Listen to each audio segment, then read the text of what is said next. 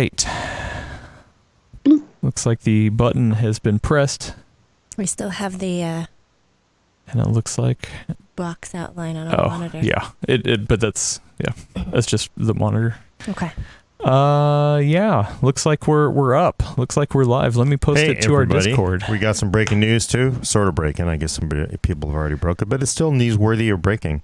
Yeah. It just happened. Yeah. It literally just happened. That's why we're late. I did tell people on Discord that you were on a phone call with Mickey Mouse, Mr. Mouse. Yeah, it's true. Was he scolding you for your language? Yeah. I was just listening to that South Park episode again. It's awesome. Oh, it's the ring episode with at the end Mickey gets giant, stomps around, destroys South Park. And we have Anthony Williams here playing classic WoW and watching us nerds. That sounds like fun. Not a bad Wednesday right there. Yeah, right? Lucky. Yeah. Mr. Muds. Where's the pitcher crew? Not sure what that means. Pitcher crew. Oh yeah, and Vignesh is asking if your call with Mr. Mouse worked out, that we got a sponsorship for this week. Well, we're still pitching the MCU movie based on the Computer Nerds. Still? Yeah. Still working on that one. Okay. He hasn't really. These things take time. Yeah, you need to have people who know people. Yeah. But we do have some big news for you. Big news. I just literally got off the phone. Actually, I wasn't talking to Mr. Mouse because of Mr. Mouse or Mrs. Actually, I don't know. Is it? I guess Mickey's. Oh. Does Mickey? I don't think they're married. Mickey could be. Well, yeah, it's. But Mickey. It's Minnie. But Mickey could Mouse, be either. Minnie Mouse. It could be either gender. I mean, if you're. I mean, Mouse can be a last name. I just was gonna say Mr. Mouse, but I don't know if it is Mr. I think it is Mr. Mouse, but it could also be. I'm pretty sure Mickey's a male. Huh. Right? Yeah. Okay. And then Minnie has... They were created at a time where gender was a very strong thing. Let's not jeopardize our sponsorship by Disney. But I'm just kidding. We did get off the phone. I just got a phone with Intel. Had a very interesting call. Easy to describe it as Intel getting salty in a lot of ways. Nice. Yeah. Well, that should be fun. Yeah, I don't. I only have a few slides that I just grabbed. I don't have the full official deck yet, but people are talking about it. But there is pretty big news here, so you're going to want to actually stick around. Don't change the dial. Yeah, that sounds fun. If I can get. Oh yeah, hey, cool. My Outlook makes me want to enter my password and then authenticate it. Thank you. Oh, and then before we start, our boss Microsoft working today. Before we start, our boss John Phillips is asking if all of us can go to lunch tomorrow at 12:30. Yes. Yeah. Yes, we can. Yeah. John. All right. Cool. Except That's for good. Brad, I guess. Yeah. Sorry, Brad. Sorry, Wait, Brad. is he real time asking us, or yeah, just in chat? he was in chat. Oh, that's funny. Before we started. Okay. All right. So we got some big news. There's also we're going to talk about the Ryzen boost bug. Which, by the way, people seem pretty upset about it. They have feelings. Are they? I haven't felt too close. How would you feel if you bought a CPU that didn't hit advertising boosts? Save it for the show. Oh, okay. Save Yeah. it for the show. And then, Brad, we're going to talk about best GPU. Best 1080p plural. GPU. Plural. All of them. Best GPUs. All Best okay. GPUs. All right. We got a lot of stuff to talk about. Get this started. Sorry. Apologize. We are ready to go. All right. I am ready to go. Brad? Yeah. Sorry. Yeah, we're ready. My turn? Yep. No, you. In this episode of The Full Nerd, Intel gets salty. Ryzen boost bug, and Brad tells you about the best GPUs. Look at that. See? Look at that worked. you. Music Nailed seems a it. little quiet today. Wait, you're still talking. Welcome to The Full Nerd, episode 105. I'm your host, Gordon Ung, with co-host Brad Charkis. Hello, Internet. Representing the budget contingent, Elena E. I just had to bring that up, sorry. Hi, everybody. And Adam Patrick Murray controlling the horizontal and vertical. Before we start, we have a lot of news to get to, but before we start, I have to make a correction. Something I need to address. We talked about RTX features and control last week. And Gordon posed a serious question. He said, could you ever go back? And in that time, I've finished Control. The first half I played without RTX or real-time ray tracing, and the second half I played with real-time ray tracing. And I got to say, wow, I don't know if I could go back. I think that's a non-committal. But you have to finish this experiment and then spend some time playing a game with high refresh rates, because I think those were the two things that you were deciding between. Yeah, right? I should. But it did change your mind, though, because I know Adam was like, whatever. I will also say...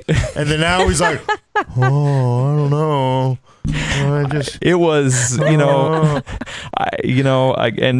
haven't spent a long amount of time using real-time ray tracing like I did with Control before. But yeah, it was definitely impacted the experience way more than I thought it would. And it wasn't the reflections as much as it was the lighting, especially in that game. I mean, the lighting is such a huge part of it, and to have it realistically portrayed in there, oh wow, it was either way amazing game, definitely my favorite game this year.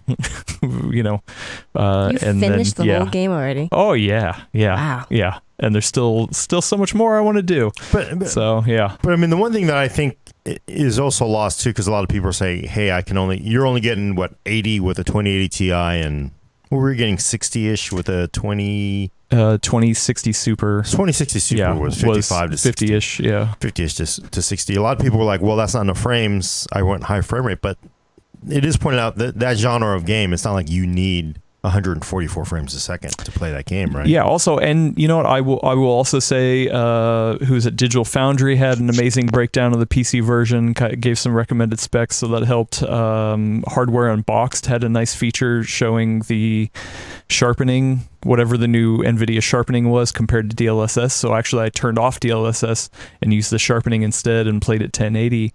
And actually, that game still looks beautiful at that resolution. So yeah, it was definitely an eye-opening experience. I just wanted to, put it out there. It was nice. But it really changed your mind, it sounds like. Sort of. Yeah. No, it definitely drug me in that direction way more than I have been in the past. One thing I do want to point out, because you're right, he should try high refresh rate too. But I've done testing. I've done blind testing of people on high refresh rate. Granted, this is back in the 120 hertz days. I was floored at the amount of people that just didn't give a damn about the refresh rate. Because I saw high refresh rate, I was like, oh, you got to be dumb to not want this. And like half the people were like, I don't like it. It's like, what? Are you crazy? But it really was. It really was. See, they weren't used to it. They just were not used to it. In my experience, people who have never played high refresh rate and walk up to a monitor and start playing a high refresh rate, they're like, oh, I guess that's cool. But once you've used it for a week or two, try to go back to 60 and then you're done. Yeah. Yeah, I can imagine. No, it's a good point. I don't know how I'm going to work that out, but yeah, it's definitely something to try out, and yeah, something we can get into later. But it doesn't feel like you can get both to the next generation, because you're not going to get 144 frames at high res with ray tracing turned on. Yeah. So, not yet anyway. Yeah. But anyway. So. Anyway, we got news to get to. We do have some news. Breaking news. I got here a little late. We started the podcast late because I was on a call with Intel, who was doing a briefing from, I think, IFA. This is not a e-phone. It's an well, iPhone. that's either way. You don't have an Apple phone. Doesn't matter. I don't. But if it were an Apple phone, it would be an iPhone, not an e-phone. It's a German convention. Yeah, being said from the U.S. So it's not, I literally have never heard anyone call it IFA. You never heard WAN either. Well, yeah. Well, what we have. Yeah. But okay. But the gist of this was, so this is hot. You're probably starting to see news of this just starting to trickle out now. Mark Hochman is working on a story now. The big actual headline news is next month we will see Cascade Lake-X, which is of course the next iteration of Skylake X, high HEDT. I don't know how in the world we all started using that term. It means high-end desktop, basically. And it is the high core count next generation, not necessarily because it's still 14 nanometer, core from Intel. that we're going to see next month. And of course, we're also expecting 9900 KS next month too. That is their all 5 gigahertz 9900K part. But we're going to share this one slide, if I can find it myself. So while you're doing that, you described this as salt. Yeah, it was all thrown. salt. So are we talking like Pacific Ocean levels of salt? Are we talking Himalayan like Dead sea salt levels here? Well, first I want to explain my interpretation of salt. Okay. Like some people think salt is like, oh, you're crying so much. It's like it's not really crying for me for salt. My interpretation of salt is you're so angry at your teammates for being such effing morons and not actually playing the game correctly. You're playing a team game and you don't care and they don't care. Like World of Warships. And you just lose and they don't care. And you just like, they don't even care. They're really people that just don't even care. They're just having a good time and you lose. And they're like, you know. So like for me, salt is coming out and saying, what is wrong with you? Numbnuts, right? This was Intel coming out. First, let's get to the news. This slide we're going to show. Do you want me to show it now? We're going to show the first, because this is actually significant news. All right, I'm slide is up. If you're audio listeners, that's the slide that says Empowering Creators coming next month, which is insane, because I'm going to check my watch. It's September. They got a new CPU coming out next month. Last time Intel came out to say publicly, hey, we got a new CPU coming out next month, so casually, it's like never, because it's always a very closely held secret when things are coming. I guess they've just given up here. But at the top, we see Intel Cascade Lake. It's a bar chart. It's and it says relative performance per dollar on next gen X series. Intel Cascade Lake-X 1.74x. to 2.09x. Intel Skylake-X, so that's basically 18-core soldered part, 1.0, that's basically, right? A Threadripper 2990WX, which is a 32-core count. They're saying 1.30x for relative performance per dollar.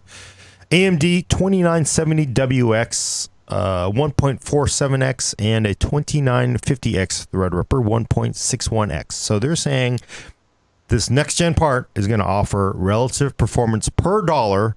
This is like a lawyer statement almost. I was going to say. 1.74x. Relative. What is relative performance here? It depends on the meaning of dollar. Also, so they're saying... And it's worth 12 cents. But you can almost read this two ways, right? Does this mean they're going to bring the price down per core, or are they going to double the core count? Yes, so that's what actually Ryan Shrout, who of course everybody knows of PC Per fame, now at Intel, said, don't ask.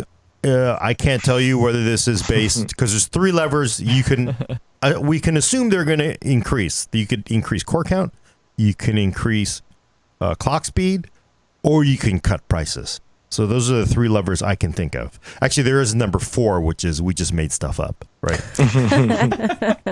But Intel's lawyers wouldn't let that do. I don't think Intel's lawyers would do that. So he said, don't ask at the end. I said, hey, you said don't ask, but I'm asking anyway.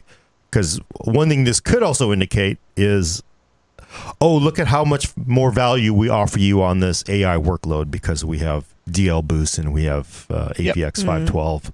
Look, Threadripper sucks on this. Skylake-X doesn't have it, kind of not that great either. If it's based on that, that's like, oh. And it is entirely possible that that's what they're basing this on. That's what NVIDIA's, like when they launch new graphics cards, when Jensen gets on the stage and holds it up and goes, it's 3 times faster than before. It's always some edge niche AI case like that. So it does happen. Right. It does happen. I won't rule that out. And he answered my question by saying, what you get is what's on that slide. I can't tell you. So it's going to make us think for the next month. Are they going to cut prices? Are they going to up core count? Are they going to up clock speeds? Is this thing just going to run at stupidly high clock speeds, or a mixture of all those? Or, again, cherry pick performance. Well, but also they weren't starting at a great relative spot compared to Threadripper already. So, but that's 18 core versus a 32 core versus what's 2970X? That's 24 versus 16. So yeah, well, if the leaks indicate Cascade Lake-X is going to be everywhere from 18 to 10 is what I've seen on the leaks. So same as before. Same as before. I mean, I thought I saw a leak of a 56 core part, but I think it's a Xeon part. I don't think that's going to go to consumers because I think AMD and cooler heads will prevail at Intel and AMD on core count wars. So, but this, you think you're going to cut prices? I mean, they're saying more performance than a 32 core 2990 WX. I think if they do cut prices, that being Intel, it's not going to be the dramatic kind of things we're used to seeing on the AMD side. Yeah. Be like $100.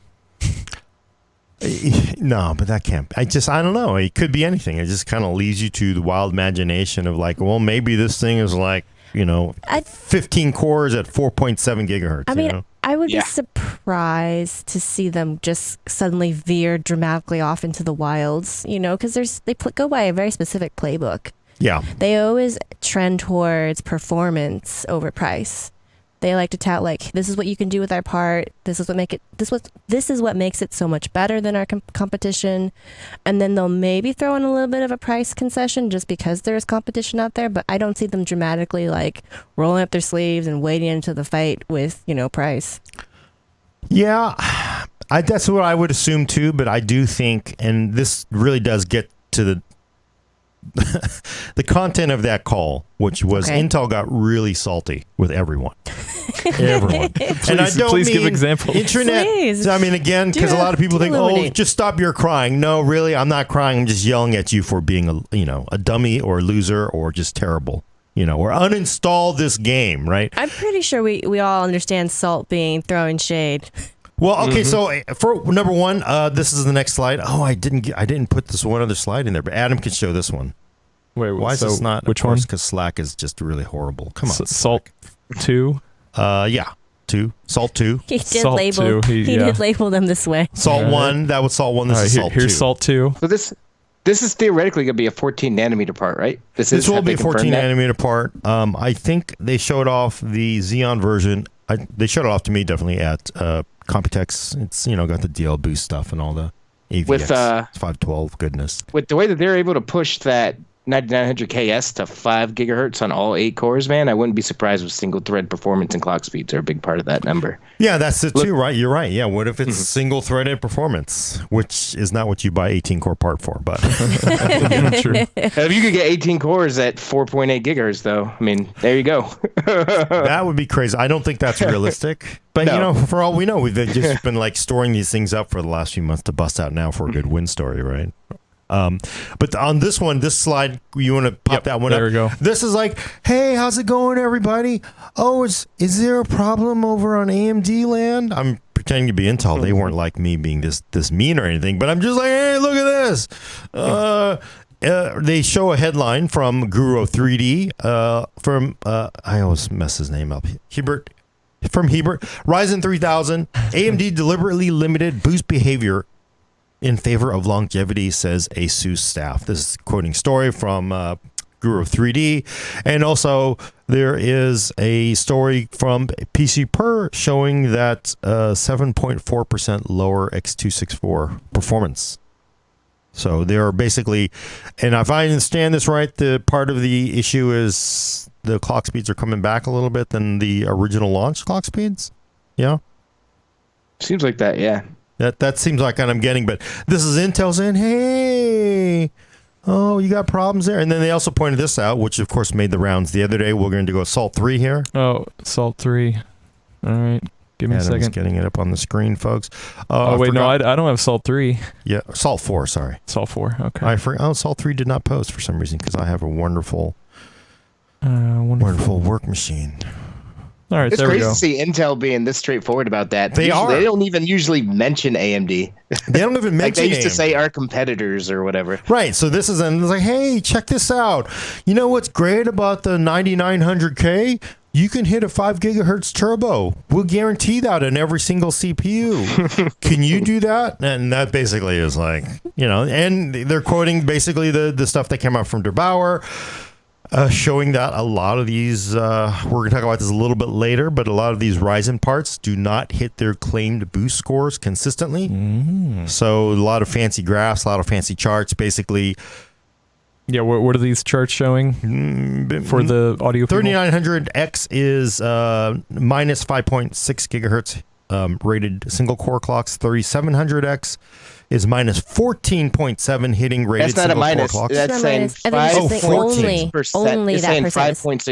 5.6% of CPUs are hitting. Oh, so only core. 5.6 of 3900s are hitting their rated single clock scores. Yikes. 3700X only 14.7 are hitting rated single clock scores, and 3600X only 9.4% are hitting their rated single clock cores. And then Intel's basically like, hey, I got a CPU, it'll hit it 100% of the time. I do like that this is framed as from the community, feedback from the community. Because it's not them. They're like, in a way, we didn't do this. This is just what you're telling us. Yeah, we didn't do it. Hey, we knew about it, but You told us, and we got something for you that can fix it. Yeah, it's called. It comes in a box. Got Intel Swoop on it. And there's just that's just the desktop, and I didn't clip out the laptop stuff here. But they were just it was even more brutal. They had not all brands are the same. I should have cut this out for this, but it had a Core i7 does not equal Ryzen 7 logo, right? Did it really? Yeah. It was like, wow. Damn. That is just like, whoo, that is in your face. And you know what? They can legitimately do that on laptop. I know a lot of people always say like, oh, why don't you look at, Ryzen and laptop. 12 nanometer Ryzens are not in the same class yet. Or Ryzens are not in the same class as Intel Mobile. I mean, yeah. I think anybody who can be fair and step out of the fanboy, take the jersey off, you recognize that, right? For everyday use, it's perfectly fine. But if you want to get down to benchmarks and battery life and all these other things, not quite there yet. We'll see if 7 nanometer gets there, but today not there. And Intel was all over that. They had all the benchmarks. We're all over them from here to there. I mean, it was just brutal. Everything was just. It sounds like they spent like 5 minutes talking about the KS and the Cascade Lake-X, and then they spent 20 minutes just dumping on everybody else. That's all it was. That was pretty much like, hey, we're gonna come out with this parts, and then by the way, did you know they suck here and this sucks here? And it was. I mean, I whatever you can say. Oh well, they're just look. I've tested. I've not seen the latest Ryzen parts. Intel parts are they've just ruled in laptops. We'll see when they get here, but I don't think it's going to change. Harsh reality is no, they're not. AMD is not really ready to take laptops on yet. We'll see when 7 nanometer Ryzen gets here, but at this point, it's not. 3rd gen Ryzen mobile isn't out yet. Yeah. So yeah, I mean that wasn't even it. That's like after they finished yelling at AMD Mobile to uninstall the game. Then they got on a Qualcomm and they're like, look how much this. It was like, yeah, that's like fish in a barrel, man. I know. It was like, I went to Disneyland and I brought this wonderful whiskey lake. Actually, I brought an Amber Lake Y, which is a KB Lake Core M part, to Disneyland, and I brought one of these Qualcomm, and I was like, well, I want to install Nord. Oh, it doesn't work. I went and installed Dropbox client. Doesn't work. This doesn't work. This doesn't work. Oh, I can go and buy Photoshop Elements for $99 in the store. Doesn't work. Right? It's just because Qualcomm and their emulation just doesn't work. Doesn't work. Like, everything was like, we need a T-shirt. This, right? Doesn't work. I mean, we know this. ARM is put that on the list. Yeah. ARM on Windows is not. It's not there yet. I've tried both. I'm not really a fan of 850 based Qual Snapdragon. I can firmly recommend that you buy x86 over Snapdragon, unless it's absolutely like you need stupidly good battery life. You have to have a very, very specialized. You need stupidly good battery life, and all you do is Office. I was gonna say you need stupidly good battery life, or like 1 or 2 things you're gonna do. Yeah, and it's really weird because at a certain point you just have a Surface RT all over again. Let's not talk about that. That's what they right? are. It's just Office and nothing else. And this is like nothing else works. Doesn't work. This doesn't work. That doesn't work. You're stuck with Internet Explorer, and that's it. Whew. So yeah, that was a dark time. I mean, it's just like it really was like Brad was saying. Hey, we got these new parts, but by the way, we're gonna tell everybody else they suck. You should uninstall. And here's how. Go to Control Panel, find Add or Remove Programs, find it, click Uninstall. Right. That's just basically. And then actually, I will say that the interesting thing is at the very end, they come out and they had a slide that says Intel is committed. Now, this is a big deal, I think. Intel is committed to desktop and mobile gamers and PC people, basically. Which, I mean, I would not say that's been true over the years because usually the focus is mobile from Intel. They don't really care too much about desktop. I mean, they were happy to watch Ryzen march over the hills and like burn down the village of Core i7 all day.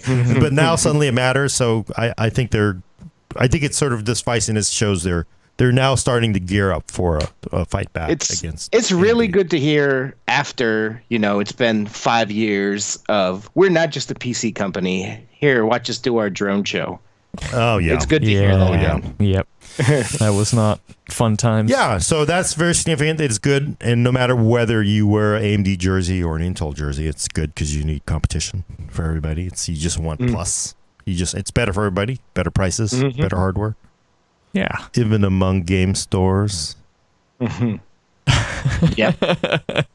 Just stir that pot. Yeah, Gordon. right. Oh. But yeah, so that was really, I mean, it was like, but Cascade Lake-X coming next month, 900KS coming next month. Big deal because they basically pre-announced these new high-end parts coming out next month.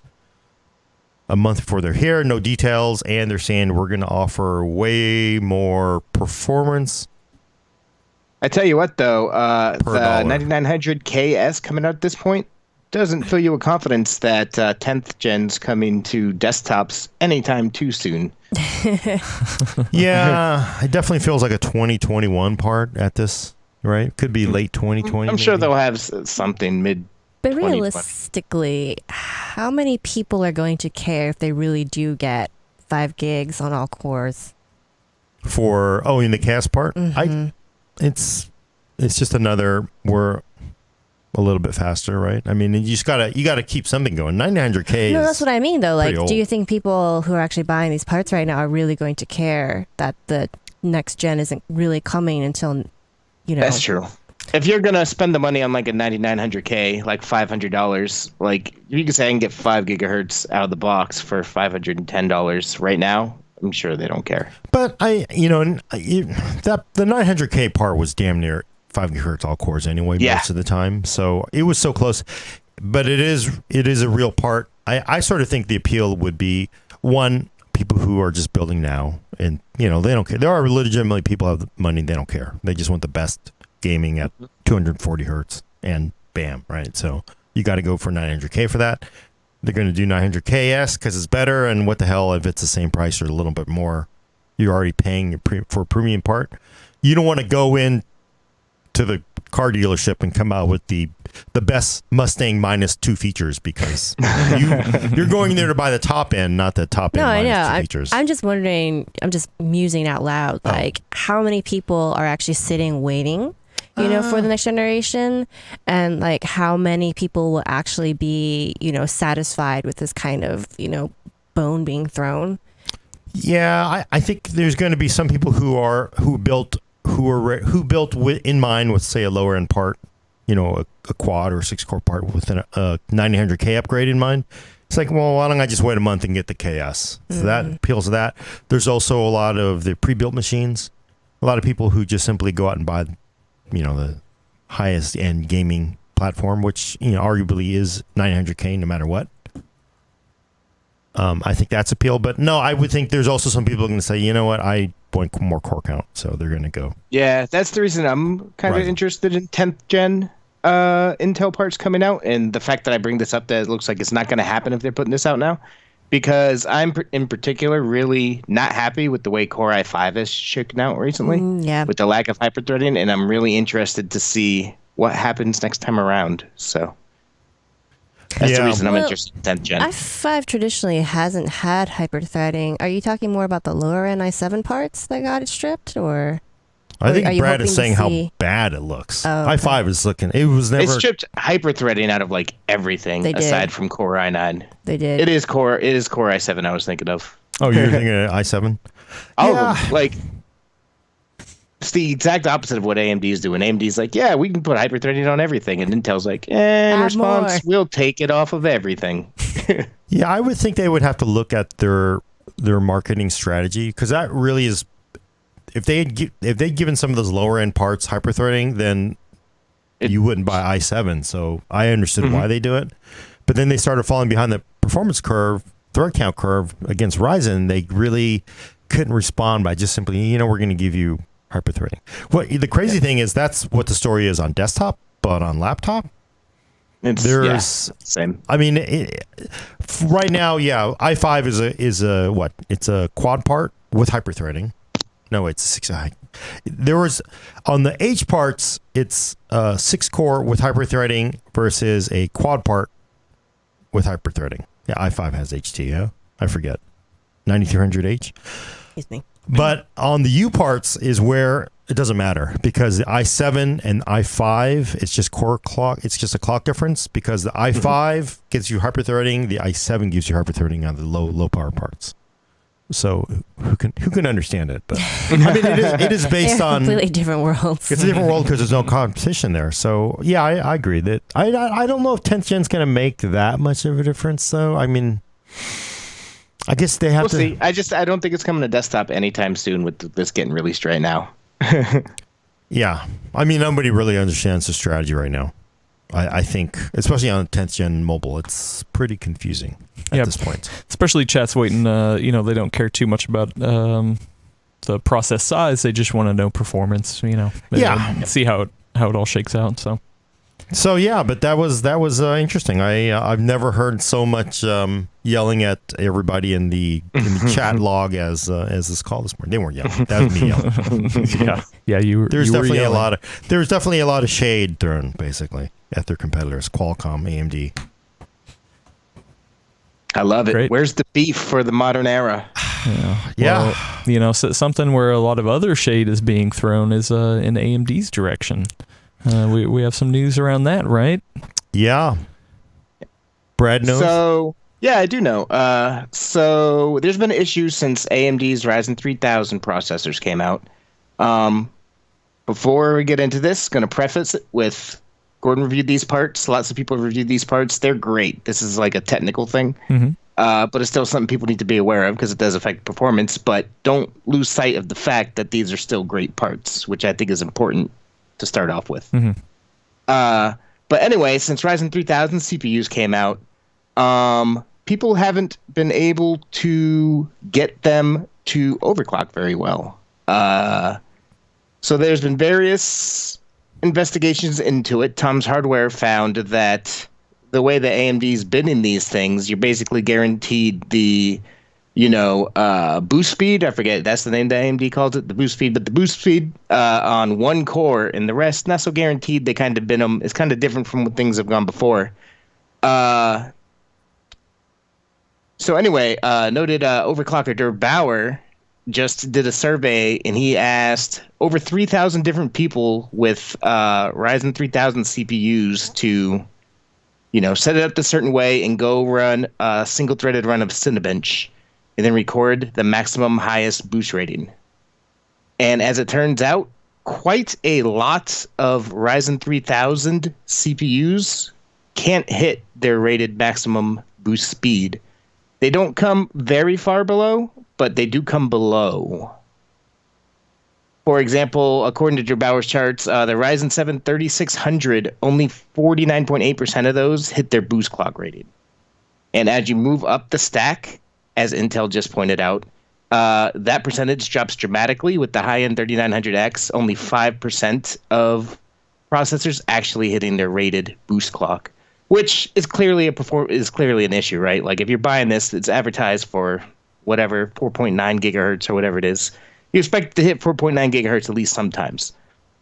Der Bauer's, big survey shows that that's not happening. There are caveats to that.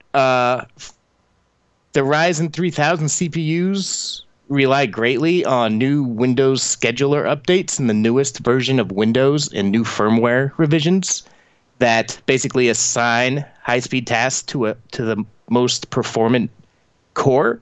So if you're not running all that latest software, that could be a reason that your CPU is running slower. But nevertheless, out of the box, your CPU is not running how it should. AMD came out yesterday and said that yes, after all this has been coming out, we've been going through it. Processor boost frequencies depend on many variables, including workload, system design, and cooling. They've been going over all this, and they have identified an issue in their firmware that, in fact, does reduce boost frequency in some situations. So they're going to be preparing a BIOS update for their motherboard partners and give the community an update about that on September 10th, a week from now, iPhone Day, which is a great day to bury the news. Yeah. That is a good day to announce everything. So that was long. But basically, AMD CPUs aren't running as fast as they said that they would. And they've identified an issue, and they're going to talk more about it on September 10th. So, Brad, the difference, if I remember right from what I read very briefly, it's not a huge delta, right? It's like 0.1, 0.2?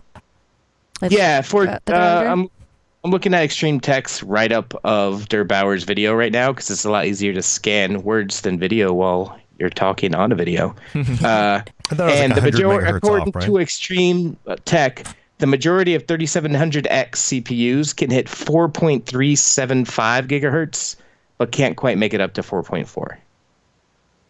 So they get most of the way there. It's a few megahertz under, but it's still, not hitting the rated clock speed. Is this a big deal? I think from my point of view, it's not a big deal. You're looking at what, 0.05 or something right. of actual overall clock speed. I think there's also issues with surveys because, frankly, if I were Intel and I had one of those chips in the lab, I'd be running it and submitting it too. You don't know. It's like, you don't. So there's sort of issues with how the data is collected. It's like believing a survey in the internet. Like that being said, and there is self-selection and stuff like that. But that being said, Der Bauer's 3,000 people from a noted overclocker. Oh yeah. He said a lot of his followers are very interested in Ryzen. That's why they bought these AMD chips. So I don't think it is not perfect science, but I don't think it's imperfect to the point that you want to throw it out either. Yeah, I don't mean to say that it is all bogus, but it is more at risk than sampling it in your own way to make sure it's pure. But I don't doubt that there is some issue of hitting clock speed, but I just sort of think like 100 megahertz is just not really a big deal. And then especially because the way boost behaviors are, I like on Threadripper, I remember if I ran Ryzen Master, it wouldn't run at its highest clock because of the observer mode, right? Their own utility would prevent it from going into boost mode. Where I use HW Info or something else, then it would hit turbos. Even the Windows, task manager would tell you indicate more accurate clocks in their own because it was nerfing the clocks a little bit. So there's just all kinds of things that come into play, and I don't think overall it's a huge issue. I will say that's for us because it's not really a big deal, but I will tell you lawyers who like to sue you because you're not hitting your advertised speeds, that's a hell of a big deal. Yeah. So AMD does have to fix that because you now suddenly have a class action suit from someone saying, I only got 4.79 gigahertz out of my CPU. So I think that's the heart of the matter right there, really, because in terms of real world performance, you're not going to see that much of a difference. But I think nobody likes being told, hey, this is what you're getting, and then you don't get it. There's just something about that rubs everybody the wrong way. Like, you could give me 50 pennies, and if there's 48, I'm going to be irritated on some level just because you told me it was supposed to be 50. Classical. Yeah, you but set it's like 50 cents. Yeah, but it's like 50 cents. In the long run, like, what am I going to buy with 50 cents anyway? Like in San Francisco, nothing. Yeah. Also, you're talking, but even the panhandlers are going to reject it. That'd be an insult. You get that'd be dangerous. But from a reviewer point of view, to me, looking at the discrepancy in speeds, like if I got those speeds when I was doing tests, I'd go, well, that's within the margin of error. Yeah. Like that's so small that I'm not even going to worry about it. But that being said, the fact that it's happening, it looks like so, not universally, but so much. That is an issue. Do you think this can actually be fixed in a patch? Yeah. It looks like it. I don't think they would say they're going to do it and then not actually fix it, because that would be really bad look for them. They didn't say they're going to fix it. For some scenarios, that addresses the issue. For some scenarios, they very carefully worded that to say like this will help improve it in some scenarios, but not all. Yeah. But I don't think they would even promise that if they didn't feel confident they were going to hit it. Yeah, I agree. Just up the wattage a little bit or something, the voltage. Yeah. No, I'm trying to find that story because Intel, the one that Intel pointed out, and this is the biggest problem for AMD is it gives Intel the capability to wedge in there and say, hey, you get 900K, hit 5 gigahertz on core all day, and they did. Yeah. So I've read it recently. I don't have it in front of me, but here's from the Intel slide. It's actually a screenshot of the Guru 3D article. Mm-hmm. It's an ASUS employee on Reddit mentioned that AMD has reduced the boost behavior of Ryzen 3000 processors to a more moderate level as it was too aggressive and is now a bit more limited in favor of longevity. So that's what Gordon's talking about. That's what an ASUS representative has apparently said on Reddit, or that's what Guru 3D said, and Intel is quoting. A lot of hearsay there, but yeah. But it's interesting because it's a fear as a reviewer we always have is you get a part that they push it to the very limit, and then 6 months later, I always have this fear with laptops. 6 months later, not even 6 months later. Not even 6 months later. 6 months later, they push out a BIOS, and then the clocks come back a little bit. So I'm always on the lookout for it. I have not actually found that to happen, but I'm always a little concerned that because they react to. A PC maker could say, "Yeah, we've had a lot of complaints about fan noise, so we're gonna." Well, that was actually an issue recently with the Radeon RX 5700. I'm not sure if it still is. I took most of last month mostly off, so I didn't keep up to date on it. But Radeon RX 5700, also obviously from AMD, came out with certain fan noise levels. A subsequent BIOS update jacked the fan noise levels. Tech Power Up did a good job keeping up on that. So stuff like that does happen. So they cranked the fan noise back due to complaints? No, up. Oh, up. They cranked it up after, so it got much louder in a carry-on BIOS update. I cannot talk today. I wonder if that. I mean, you could assume the worst and say they're doing this because they're not hitting the clock speeds, and now they have to. They didn't want to get beat up over fan noise, so afterwards they try to sneak in higher clocks. Mm-hmm. It also could be in reaction to now getting more production parts out there and finding that they do have to up the clock speed or the fan speeds to keep the clock speeds up because now they've got thousands of parts out, tens of thousands of parts out, not just a few hundred to reviewers or in their lab. And if that ASUS claim turns out it is true, again, a lot of hearsay. Heard it from Intel, heard it from Guru 3D, heard it from a ASUS employee on Reddit. That's kind of what it sounds like is happening here. Yeah, and then it sounds like they're sort of backing off now, maybe. So we'll see. I mean, it's kind of one of those little makes you wonder, like, if they're running the clocks too hard, are they going to limit the life of these things, and then they have an issue because they all take a dive to the mat in a year or two. That would be very quick if that happened. I doubt it. I don't expect that. Yeah. Yeah, that would be big class action lawsuit. I think they wouldn't do that. Yeah. That would be like Red Ring of Death level of having to do some like PR cleanup. Have you ever met anybody with an Xbox that did not Red Ring, that original one? I had 5. Yeah, I had 7. I went through 7. Weirdly, one of my friends has an original one that has not yet red. How many hours on it?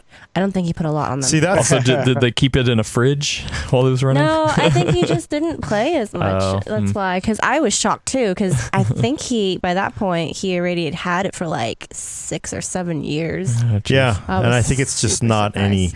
There's no. In fact, go ahead. I've always been a hybrid PC gamer, console gamer. I went through 5 different Xboxes. Xbox Ones. Not Xbox One. That's an Xbox 360. The numbering scheme. Between the Red Ring of Death and disk read errors. And after that, I'm pretty much a pure PC gamer now. Pass. I never believed that failure rate that they said publicly. I think they said 25% failure rate. It was more than that. It was more than that. Yeah. I'm convinced it was 100% of all Xbox 360s used that were run hard. So, because there's no way you have 7 and 8 failed consoles and then not clearly being a design issue. Yeah. But anyway, So I guess we will see. People don't seem to be too upset in the chat. You know, I think a lot of people don't want to be lied to. That's what they're feeling upset about. But how much are you actually going to feel 50 megahertz? You know? It really just comes down to, as Yeah. Brad put it, just expectations and the way they were set. Elena wants her penny. I mean, if it's still 2 performing pennies. well, it's still 2. performing. 2 pennies. Yeah. Promise me I do 50. love that they're putting the update out on iPhone Day. Like, We did think he's it's like, yeah, we'll put it out. Let's see, September 10th. Let's do September 10th. Yeah. Which is super funny because we were talking about this in relation to Gears, and everyone was like, Gears will be fine. And then for this, it's like, it's being buried. Well, this is tech. That's different. No, I know. I know. Yeah. Yeah. It's probably gonna be at 2:00 in the afternoon in the middle of the Apple keynote. They're going to time it for when they say, "Oh, one more thing." Okay, go live now. Woo! Hey, you hear about that new iPhone? Hey, did you get that BIOS update? Yeah, it's got a touch sensor. I heard on the screen. That's funny. Oh boy. Well, Gordon, if there's anything else to talk about this, we have a nice topic to get around to, right? Brad was talking about best GPUs. Yeah, you Yeah. know, we when Brad was in town a couple weeks ago, it was awesome to have him here. We made a lot of videos. A lot. Like half of them are up, but the ones that went up over the long weekend were the best GPUs to buy right now, and we split it up between gaming resolutions, and kind of wanted you to recap the findings here, maybe go a little more in depth, but also we had some interesting comments in those videos. Many interesting comments. Especially your lack of support for AMD hardware. Really? So, yeah. Okay. So I'd be willing to why don't talk we about it. recap what videos we did and the All right. conclusions. So yeah, while I was in San Francisco, we did videos on all kinds of stuff, but related to this, blower versus axial coolers, the best 1080p gaming GPU, the best GPU for 1440p, and the best GPU for 4K. Like Adam said, the YouTube videos are all up. You can find the basic information already in my constantly updated best graphics card for PC gaming guide on PCWorld.com. So, a little self-promotion. If you don't like video format, I'm also going to have articles basically condensing all this information around each resolution this week and next week, basically. I'm not really sure when they're going to publish, but they'll be done this week and next week. So yeah, just because we haven't talked about it in a while, I thought it'd be a good chance to talk about what are the GPUs we're recommending right now. Because, NVIDIA's played its whole hand with RTX and GTX at this point. The 5700 is out, so, things dramatically got shifted around this summer, especially in the 1440p space. So starting from the bottom, if you don't have a lot of money, but you want to get a pretty decent 1080p gaming experience, I recommend the Radeon RX 570, which you can find on sale these days for $120, $130. Yep. That includes, that's the custom models too, so they're not reference design, so that's good. And that includes 3 months of Xbox Live Game Pass, which is great. I mean, you can buy these GPUs for $120 and not have to buy a game for 3 months. So if you don't have a lot of money, but you want to get a decent 1080p gaming experience with some visual compromise, there you go. If you want to step up to, more of a no compromise 1080p, 60 hertz gaming experience, I recommend the GeForce GTX 1660 at this point. Which I think starts at $220. In the real world, the custom coolers, it costs a little bit more than that. I mean, you can find some for $220, but you're looking to more like spend like $230 or whatnot. That'll give you more of a no compromises, ultra 60 frames per second kind of a deal. If you're looking to do 120 hertz monitor, maybe get a 1660 Ti instead. If you step up to 1440p, my recommendation is the Radeon RX 5700, $350. Definitely buy that over the similarly priced RTX 2060, because the RTX 2060 is slower, its ray tracing is mostly ineffective, and it has nerfed memory configuration. So 5700 is 100% our pick for 1440p 60 hertz gaming. If you want to spend more money, there's the 5700 XT is a good choice at $400. It almost comes close to the 2070 Super in performance, which is $500. And it's faster than the 2060 Super. Just kind of churning through these so we can get to the questions. If you want to do 4K gaming, the 5700 XT and 2070 Super are decent options. If you don't mind making some visual compromises. But if you don't want to make visual compromises, the only option for 4K 60 is the 2080 Super. It costs you $800, and if price is no object and you want the best possible 4K gaming, experience, you got maybe one of those new 120, 144 hertz 4K monitors. You're gonna need to spend $1,200 on the RTX 2080 Ti.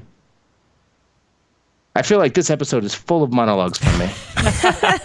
Well, Brad, hold on real quick. Hold the phone. Why did you not recommend Here we go. Vega? Brad, why are you shilling for AMD? You got to recommend a Vega. AMD parts. Why are you recommending Navi over Vega? Yeah, I did not recommend Vega because Navi is here. And I believe Scott Hergelman confirmed to us on that episode that with Navi here, Vega's basically just riding out to end of life. He didn't say it in so many words, but yeah, but Brad, for the same price as something way more expensive, you can get a Vega. Yeah. Brad. That's all you need is a Vega. I read that comment, or Adam brought up that comment to me. Many Vega. And I was looking at pricing, and you can find a single Vega for $340, I think it was. But most of them still cost $400. Ooh. And they're not that much faster than the GTX 1660 Ti, which starts at $280. Ooh. So, and the 1660 Ti also uses a lot less power. So I would not recommend a Vega over 1660 Ti unless, I guess, you get a hell of a deal, like from a buddy or something. At this point, Vega was kind of in a rough spot when it came out. At this point, it still is. I'm not just trying to say it's not useful, but it's definitely not ideal with what you're going to find at street prices. I see all those NVIDIA boxes behind you. Shill. God, damn, I got the AMD ones over there. And then we have some people wondering about longevity. Is there any recommendation of like, hey, do you think AMD cards last longer than NVIDIA cards? Have you heard anything one way or the other? Well, there is, the fine wine theory. AMD marketing has even played towards it a couple times. The idea that AMD game performance tends to get better. There are a couple different ways to look at that. One way that I look at that is that it's because AMD is leaving performance on the table on day one as opposed to NVIDIA, which is kind of my feeling on the matter in most cases. I feel like NVIDIA better optimizes drivers at day one for the higher performance. And part of the fine wine thing was, AMD's team catching up performance. But more importantly, now that Navi is out, it's a totally new graphics architecture, and there's no guarantee it's going to behave the same way that the graphics card next architecture did, which is what all these fine wine claims are based on. So I definitely advise you to buy based on the performance you see today and never buy based on future promises. One, driver improvements are never a promise. Two, even things that have been promised like DX12 and ray tracing and stuff, people are still sitting on hardware waiting for those promises to come to fruition. So buy based on what you can get today. We have a couple very specific questions. Echo Belkin is asking, what about the best GPU for VR? Guess it depends on which VR headset, but you're gonna want an NVIDIA graphics card. That's a good point. I should run some testing on that and add a section of that to my best graphics card thing. There you go. Boom. Thank you, Echo. But NVIDIA tends to have fewer frame spikes, so NVIDIA and just higher overall performance in VR. So if you're shopping for a VR headset, I would recommend, without having tested that myself recently, just based on what I've experienced in the past and reviews on VR, things I've seen recently, I would suggest an NVIDIA graphics card. The the faster the better in all cases in VR. I would definitely look at one of the 1440p GPUs. So I would try to get like a 1660 Ti, a RTX 2060 at the minimum. If you can get more, great.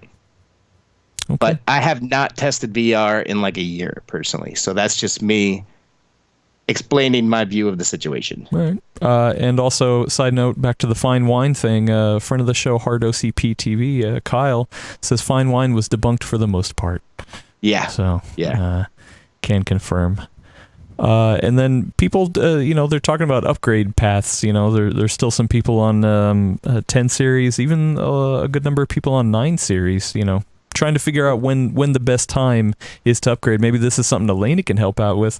When is the best time to get a new GPU, do you think?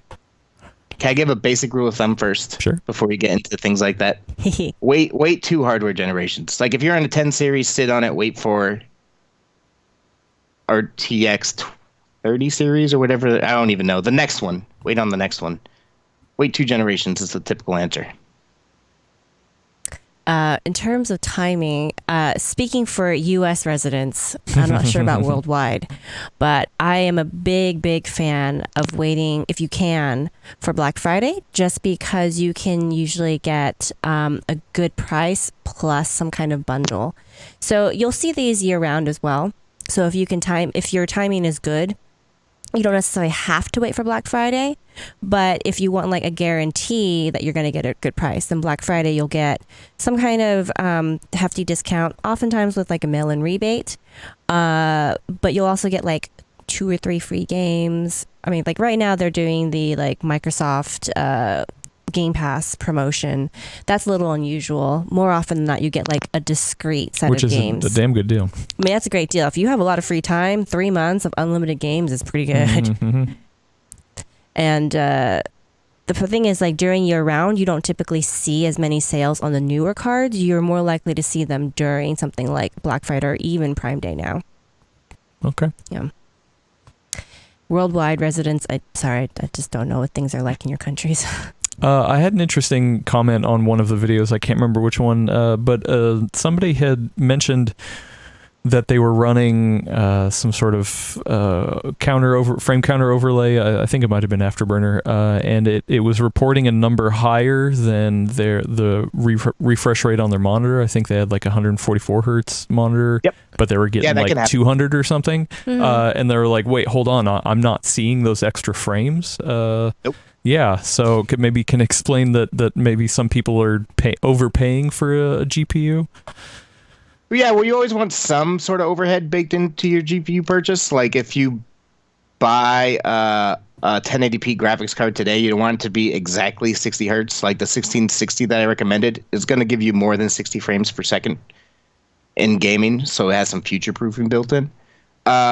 But yeah, basically, if your monitor can't display more than 120 frames per second, even if the GPU is rendering 244 frames per second, you're still only going to see 120 frames per second because it's the minimum of the 2 is, the limiting factor.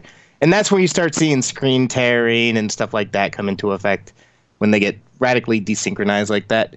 So if you're seeing that far ahead, you might want to look into VSync or something. But yeah, your frame rates are limited by the lower of your monitor or your graphics card.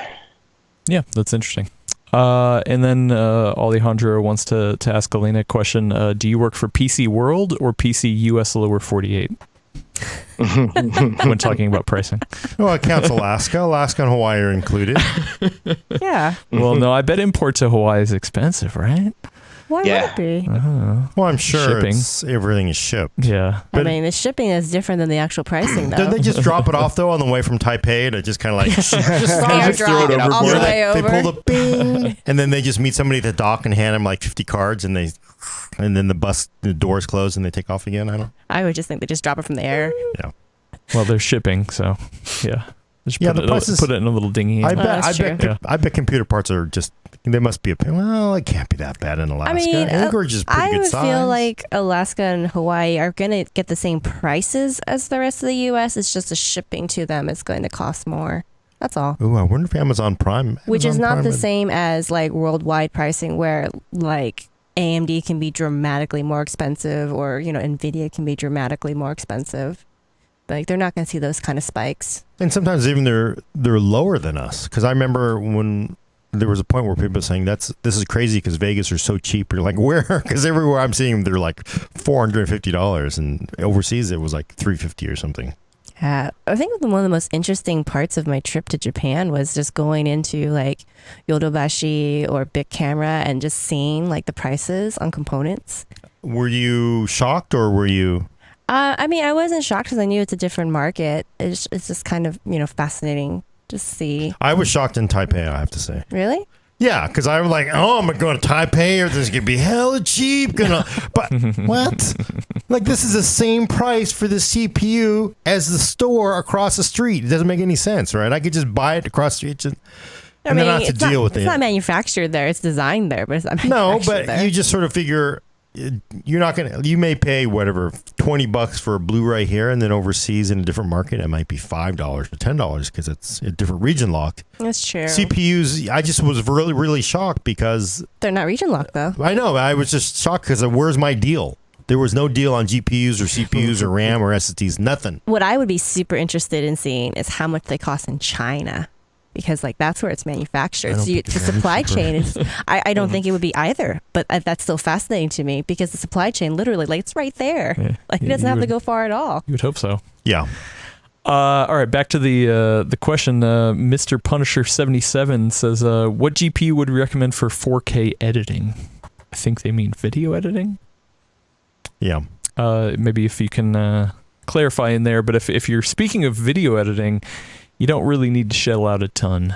Obviously, there's newer encoders in the newer NVIDIA cards, but I depends on your editing platform. Something like Premiere is probably not going to take advantage of it as much as some other things like streaming. Yeah, the NVEnc and decoder engines are generally the same count from top to mid to lower. I think only all the Turing cores basically have the same encode decode performance from the encode engine.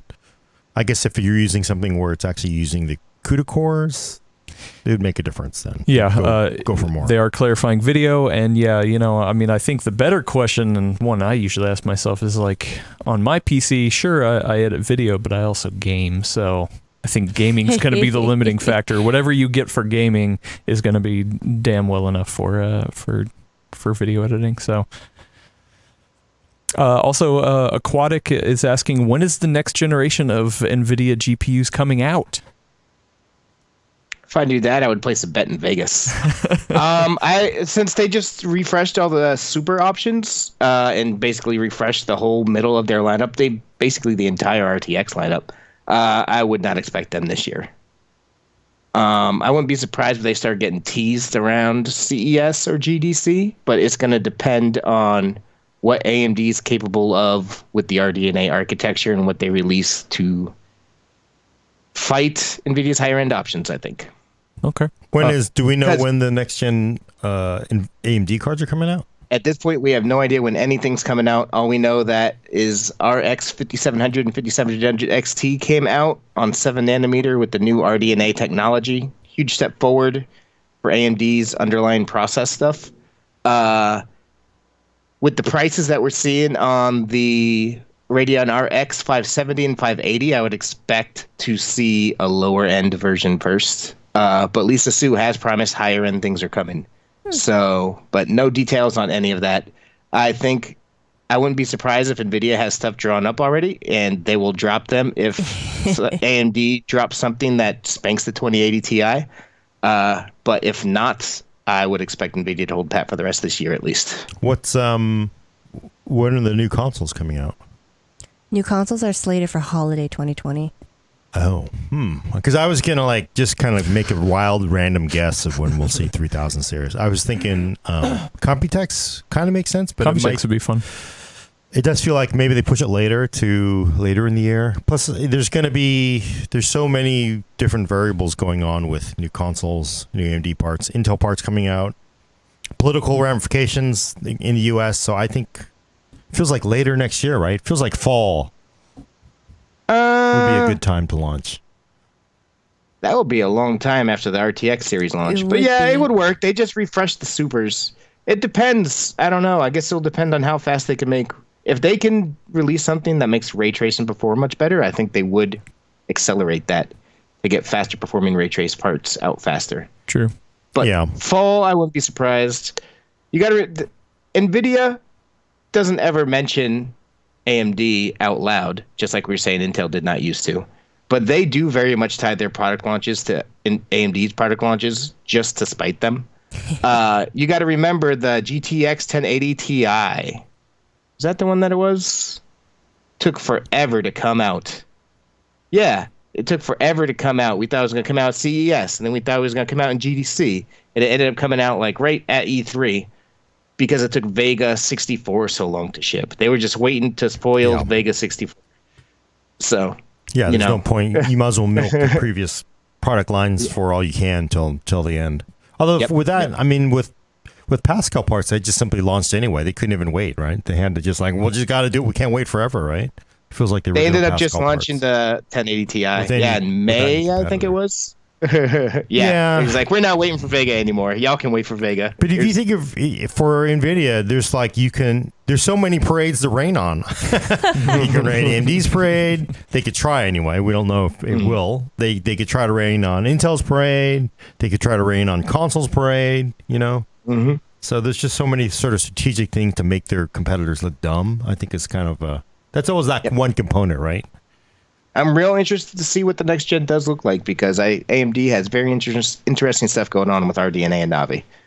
Like that's a huge step forward for them, I think. # wait for RDNA. All right. You can definitely check out Brad's awesome article. He's updating all the time, and then look forward to those other articles that he's working on for the specific resolutions over at PCWorld.com. Or check out the videos on our YouTube channel. So are we cool to run through some questions? Let's do it. Sure. All right, let me hit the button there. Boom, boom, boom. The first question from Dad Isn't Mad. What do we all think about Quadro 6000? If you can use it, it looks like a beast. I was impressed because that Asus... Although I'm still not really clear on the relationship between that and NVIDIA, but the Asus ProArt Studio Book 1. A lot of broken, a lot of no spaces there. So obviously someone was typing on a broken keyboard or something. And they jammed a Quadro 6000, RTX 6000. I don't generally pay attention to Quadro 6000, but damn, that is like, there's like 2080 Ti, then you have Titan RTX, and you have like Quadro RTX like a step above that. So yeah, I mean, this is I'm going to their product splash page, and it's got data science, product development, 3D animation. Yeah, it's ultra high end. It has 24 gigabytes of RAM, so it is not cheap. Yeah, it was 6,400 when it came out, and now it's down to about 3,600. Well, this is Amazon. This mobile part is different, obviously. That's going to be a very expensive laptop. That's going to beat the crap out of a MacBook. What I think about it is that if you need it, you already know it. Oh, yeah. It says up to 24 gigs of GDDR6 VRAM. Yeah, it seems like it's worth it for someone who's doing, AI and all that kind of whatever modeling where it's a certain strength. For an average person, no, definitely not. I was in the briefing with Gordon yesterday about the ProArt, the Asus one, the new MacBook killer. Studio Book 1. That's what they were doing, ray tracing tasks, AI tasks, things like the energy field that just crunches massive numbers. Those are the kinds of things that thing targets. Gordon, don't buy it as a consumer. Well, what do you think about the interesting design? Because maybe this is something that they can repurpose for the gaming laptops. Have you seen the design, the layout of it? Yeah, and actually I tried to get to it because there's nothing they have is an enhanced Optimus. So normally it switches. Go ahead. Can you describe it real quick? So it's a 15-inch laptop. It's big. It's thick, 25 millimeters thick, so it's fairly thick. Yeah. It's thicker than an XPS 15-inch. The crazy thing, and it took a little while for me to understand this, but they mounted the GPU and the CPU behind the panel. Yeah, almost all of the guts are behind the panel.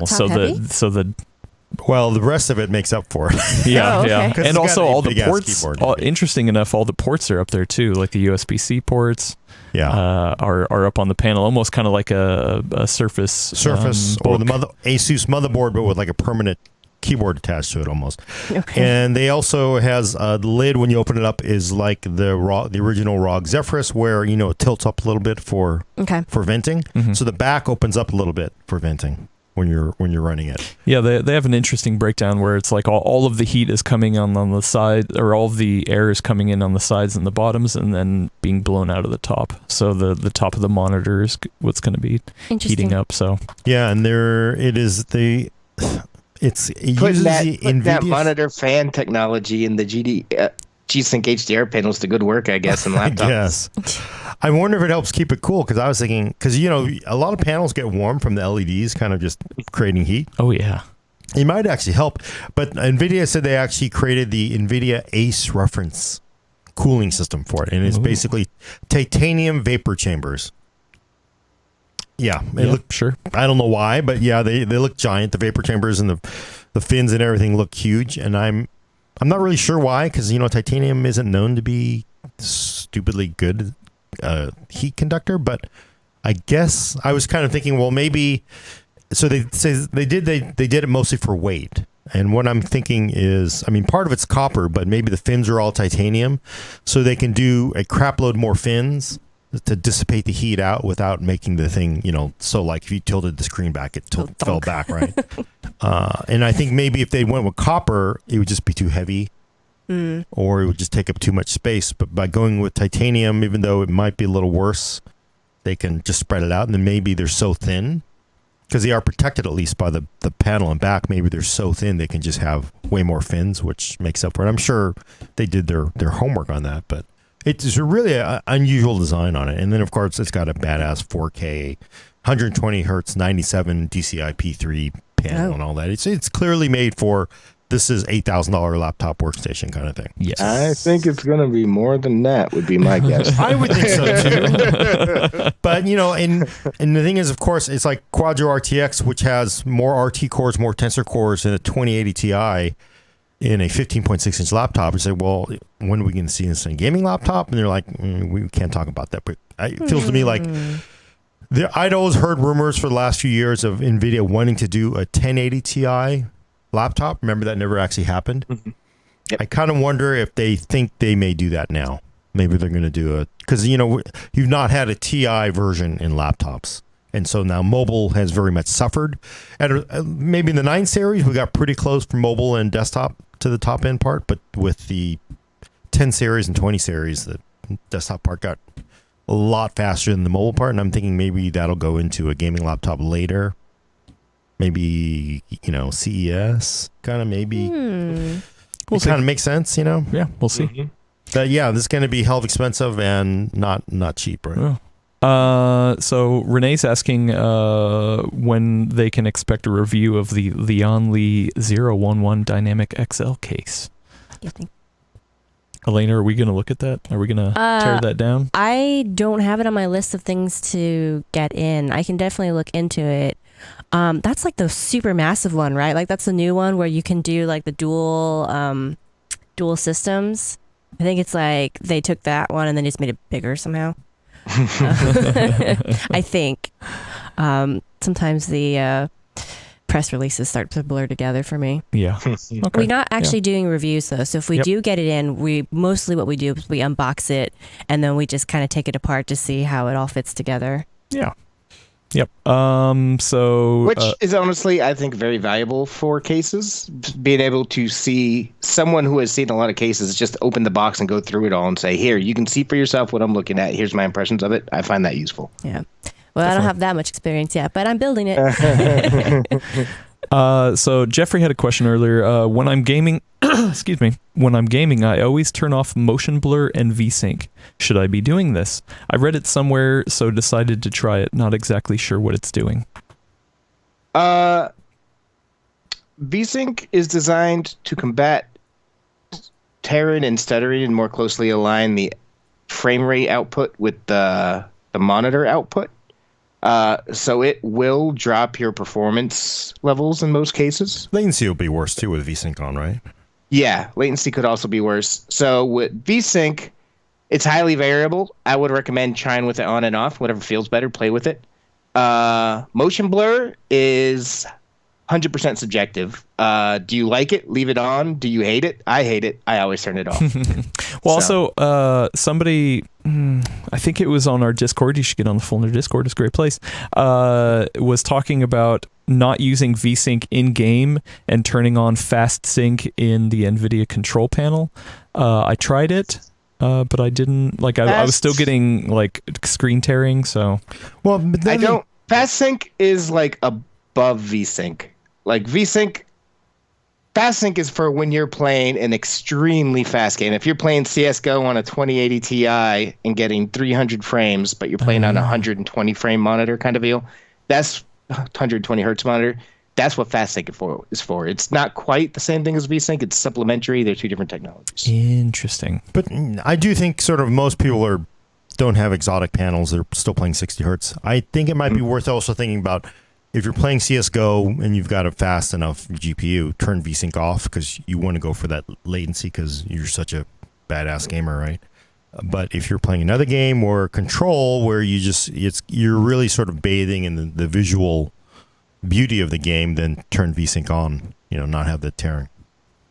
And if you have an adaptive sync monitor, turn it off. I would not bother with VSync when you have an adaptive sync monitor because that just makes it all smooth and awesome anyway. So what about when you're under 48 hertz? Depends if you're using FreeSync or G-Sync. Oh, I see. You're saying including, yeah. Sorry, it's throwing shade. Okay. And then Charleston Lee is asking, when will the tariffs start to really affect prices on all computer parts? Whew, that one's hard. I thought it already has. It already is for case prices. I mean, it's already starting to trickle in, but it's hard to predict when it's all going to come to, critical mass. Because it keeps going back and forth. It changes week by week and tweet by tweet. So Yes. Yeah, and I think also people are using exploits to sort of avoid it too, right? I mean, there were sort of like if you imported a built machine to the U.S., I think it was excluded from the tariffs. But if you imported the parts, Yeah, and we were talking off air at one point, like hypothesizing that, in anticipation of Black Friday, that maybe some places have been stockpiling before the tariffs so that they don't have to pass those prices on to consumers just yet. So I would say either we're going to start to see the effects around the holiday period or just after the holiday period if there's going to be some kind of like critical hit type thing. I wonder though, so if you were a vendor, if I were a vendor and I thought of, so if I pretended I were, say, a local government or an airline, I would immediately say, well, new prices from the tariffs. Well, you've been stockpiling this for 8 months. Yeah, but there's new tariffs from the higher price. You immediately pass on the cost because there's airlines that still have fuel surcharges, even though the fuel crisis is sort of over for a lot of them. So, and of course, we know local governments never like, well, golly, we don't want your tax money, so they never lower it. So I kind of wonder if like, if I were a vendor, I'd want to I'm just going to go for the higher profits, I tell you what, we're already seeing it in cases. One, We are. Two, we're also seeing it. I'm not sure if it's because of tariffs. I'm not sure if it's because of cutting edge technology tax or what. But like AMD's Ryzen CPUs are more expensive than second gen's comparable models. And when that came out, I'm like, I wonder if they're just setting things in place because of the tariffs. So it's a complicated situation. Yeah, but the bigger question is whether it ever goes down. Yeah. Right. So all the tariffs could blow up, go away, and then in a year, are the prices going to come down or are they just going to stay artificially elevated? Still paying for my damn bags on airplanes. Yeah. There is no collusion between... That's purely an airline money grab. Purely. No, it was right after all that. They're like, oh, we need these new security procedures for the short term. Yeah. I'm waiting for them to have the little, like you put the quarter in the bathroom in the airplane. You got to turn it. Oh, then maybe you can put it in the seat. If you want to recline that inch and a half, you got to put the quarter in. Don't give them ideas, Gordon. Don't give them ideas. Would you like a clean blanket or one that's been in circulation for 2 months? I will pay the extra $1. This is why I don't use the blanket ever. I leave it in the plastic wrap, and then I just use it as a back pillow. What happened to air travel? Remember air travel? They would have fine china, and they would be like in the Pan Am Clipper crossing the ocean. Well, now it's just they like didn't a have Greyhound disposable bus. stuff back then either. Yeah. So what is this? Audio Nerd over on our Discord is asking, is it okay to install an AIO and just let it sit on the CPU without turning it on? I'm slowly building my PC as the parts come in. I don't. Yeah, it should be fine. Yeah, You just know, if you're talking applying the about leakage thermal paste concerns, and yeah, don't worry about that. Nothing to worry about. Okay. Well, that was easy. Here's one from Shoot Him Not Me. I would, if you're going to do that, I would recommend putting your case in operational, like how you're going to have it standing so that everything's configured the way it's going to be.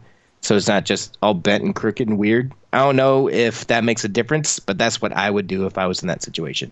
Yeah, and one thing I'd want to say, because one thing I don't understand is if you're saying you're going to apply the cold block, water block, whatever you want to call it, to the CPU, I would not have the radiator hanging loose. Oh. Where you're putting all kinds of stress on the tubes and putting all. Easy. Quick, everyone swear now. Wait, are we dead? For right now, but I'm trying to reconnect. Gasp. It says we have perfect streaming, but not over here. My hope is that we're actually still streaming and everyone on YouTube's like, Right. Picking my nose. Assume that we are streaming, but I don't think I just we picked are. my nose on the air. Yeah, it's weird. Weird. Like YouTube is like flashing. I wonder if YouTube Is YouTube down? No, I got. They just said it. They said someone just pressed F. Yeah. Discord. We are definitely offline. We are offline. And I'm just getting blinking. Yeah. They're telling us that Twitch is up, so we are apparently still on Twitch. So people on Twitch got to watch. YouTube is down. Okay, yeah, well, so I am streaming out, so yeah, it has to be YouTube. Oh, well, my. we got the lucky Twitch people get to see the behind the scenes. see? Twitch is the best. I always say go watch on Twitch. It looks the best. Apparently it works the best too. Yeah. Well, The one thing that I'm super bummed about is that Twitch never saves the chats as far as I can tell. Oh yeah. And that's one of my favorite things to do when I have a spare moment, just to kind of go back during the show and see what people were talking about. Yeah. And I feel like I don't get to hear from the Twitch contingent because It's so weird it doesn't because save it. It's just flashing at him. I don't know if you can see it. Yeah, it's flashing on mine too. Oh, crazy. But do we just want to wrap it up and just do a quick outro that you can splice in? Yeah. It's for the audio people. Yeah. But let me. Oh, Twitch is down now. Is Twitch down? Mm-hmm. That would. E1Z is reporting in real time. It's still on for me. Oh, Twitch is back. Just like play by play here. Yeah, no, it's back now. Stream is back. That is so weird. Oh, Oh wow, yeah, okay. we're back on YouTube. Okay, who knows? We're that back. was weird. And almost everyone left us already. So last Oh, question. sad. We'll save the other questions. But the last question I have is from Wings Cancer. I'd like to know if we have predictions on Apple's keynote event next week. Any predictions? I'm gonna be very sleepy. My prediction, obviously, new iPhone. Who cares? Whatever. I mean, it's better. It's 11. One more number. I That's think good. it's got some rumored crazy name like Max Pro Elite something. It's just one of those things where it doesn't even matter at this point. It's going to be better. It's going to be a step forward. It's going to be cool. Whatever. All blah blah blah. But I'm really hoping for Mac news, and then every time I get Charlie Brown. But I'm thinking. It's the wrong time of year for it. Whatever. They're going to do it. 16-inch MacBook Pro. 16. Yeah, because there's a rumor of a 16-inch MacBook Pro. Which is just in between screen size. So they're going to get a custom panel and then, probably an H part. So 8-core H part. Yeah, I don't think this will be the time of year for it, though. Well, they can't. I mean, I think one thing I have seen from Apple is they have changed their ways a little bit. Because at one point they were just ready to wave bye-bye to the Mac platform, period, in x86. But it feels like they're like, oh, people still want these. So that's why they did the Mac Pro, did the iMac Pro. They're doing these new iMac or new MacBooks. Well, I don't disagree with that, but they do seem to keep things like seasonal still. And, iPads in the spring, Yeah. iPhones in the... yeah, and then I think Macs tend to be more of like spring. Or Yeah, they're late not going to talk about spring. Macs. They next week. cannot wait. They're not Well, going to can't- talk about. Oh. Here's my theory, because NVIDIA did not have to introduce that Quadro 6000 laptop. Yeah, but this is Apple we're talking about. I really think NVIDIA it's clear that NVIDIA is just trying to pull Apple's ear all the time, because well, you can go with these AMD parts. Look at we got Quadro RTX in a laptop. Yeah. So Yep. they push that out, and I think they're just actively taunting Apple more than anything because all the creator stuff and it doesn't matter because people aren't going to. Yeah, I don't think it's just NVIDIA. I think there's a lot of people who are looking outside of the Apple ecosystem. I mean, I personally know a lot of people. And the laptop manufacturers are starting to make like creator laptops in conjunction with NVIDIA. But I'm looking at an Acer Concept D7, which is literally a kind of a rebrand of the Acer Predator Triton 500. It's a gaming laptop, but they made a content creation version. So I'll be doing a video on that soon. But then also looking at these other like creator laptops where Apple has kind of left people behind, and then all these other people are trying to scoop in and say, hey, look over here, we got good content creation options. So. Streaming Twitch and making YouTube videos is so huge these days, and you just can't play games on a Mac. Yep. Yeah, but here's the last. You can't be a Fortnite star on a Mac. But I do think the one thing that people need to focus on, everybody, and it already is happening. NVIDIA's doing it. Intel's doing it. I think the community everybody just needs to turn and point at Adobe and say, come on, you're just messing this up, right? Oh, I mean, yeah. No, Adobe seems Adobe like is screwing up. They are doing everything bending over backwards to optimize all of their products for iPad, right? Yeah, well, but run on ARM, do all kinds of crazy things on ARM. All these optimizations for ARM, which is, I'm sorry, but come on, man. Maybe that'll help them in the future when the Mac switches to ARM. Also, side note, I didn't make my prediction. Oh, sorry. Oh, there's not going to be an iPhone SE, and I'm not going to care about any of the rest of it. yeah. Although there is a rumor that there's supposedly one coming in 2020. But I feel like at this point, as an iPhone SE fan, I'm just getting strung along. I pulled mine out of the drawer this weekend, and I'm just like, man, this thing is so much better than my gigantic, crappy iPhone XR. I know, look. Look, it actually fits in my hand. Yeah.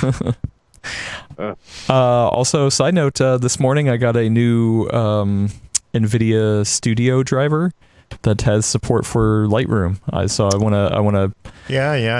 to fire up Lightroom and see if that burning trash fire is any better. Well, they're saying it helps 4K if you're working at 4K. Yeah, well, which I do. So right, so that'd be great. It should make. I mean, I just sometimes want to just like, come on, Adobe, like you're wrecking it for everybody, both platforms. Mac OS and Windows. It's like, come on, just especially Windows because they make more money off of Windows. So why not? Yep. Why not? Dance with the one that brung you. Just like Chris Mills in the chat, I have been looking at. Some other options like DaVinci Resolve and stuff like that. Right. So, whenever you start, poking around in the other spots because you're not happy with something, that's when people lose you. So. But the problem is you're paying $52 to Adobe every month. Well, I'm not, but if you are, then no matter what, even though Resolve is good and you've got some, strength in other areas, you're paying all this money to Adobe. You've got Photoshop. You've got all these other things you're paying for. Are you really going to switch your workflow over for just one thing? I think it should just we should go down and pick it, more performance for PC. Yeah. Hey, ho, ho, something's got to go. Yeah. One of those performance has got to improve. Anyway, so sorry everyone for the weird internet glitches. I just last week saw the 20th anniversary of The Matrix. They re-released it in the theaters. Oh, you went. It was awesome. And so, I'm just going to say it was a glitch in The Matrix. So. Oh, do we have our tickets? No, we need to talk about that. I keep asking. Yeah, I'm sorry. Yeah. Don't worry, it's not sold out. I checked. Nobody cares for our Star. Nobody's going to go to that. We're going to make you go. We're going to make. I understand they're going to have flight pillows. You're going to have anyway, check back next week. Still in the cloud. Check back next week for your talk. All right, let's go. All right, we got to go. Check back next week for your fix of PC Talk on the Full Nerd for audio listeners. Subscribe to us on iTunes, Google Play, or Stitcher. Also, please leave a review. Every time you do, someone skips Star Trek, the original motion picture. Yeah, don't say next generation. Yeah, well, first 2 seasons. First 2.5 seasons, I'm okay with. Annexing and just pouring into the ocean. Send questions and comments to the fullnerd@PCWorld.com. Thanks for coming. I'm Gordon Young with Brad Charkis. Adios. Elena Yee. Bye, everyone. And Adam Patrick Murray will hit the off button. Oh, hey, what's this red light? Internet? It's cutting out.